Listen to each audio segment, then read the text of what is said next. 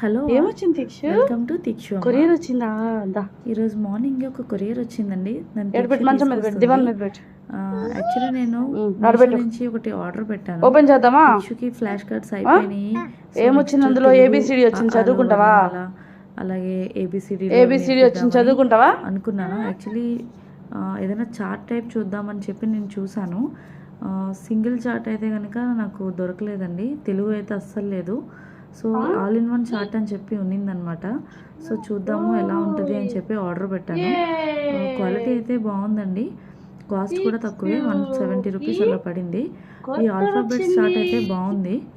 Next వచ్చి ఇందులోనే vegetables, fruits, animals, wild animals, transport ఇలా చాలా ఉన్నాయి.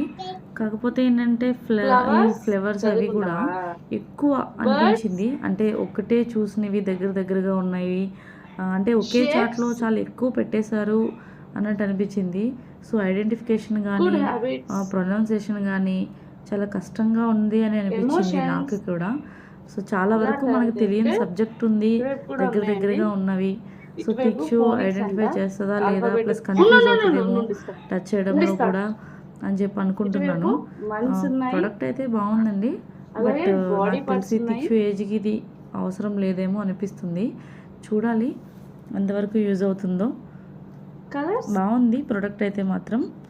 బట్ నాకు తెలిసి 4 years 3 years plus school going వాళ్ళకైతే బాగుంటుంది అనుకుంటున్నాను. చూడండి యానిమల్స్ అవి చాలా ఎక్కువగా ఉన్నాయి, అన్నీ ఒకలాగా ఉన్నాయి. వెజిటేబుల్స్ కూడా అంతా గ్రీన్గా ఉన్నాయి.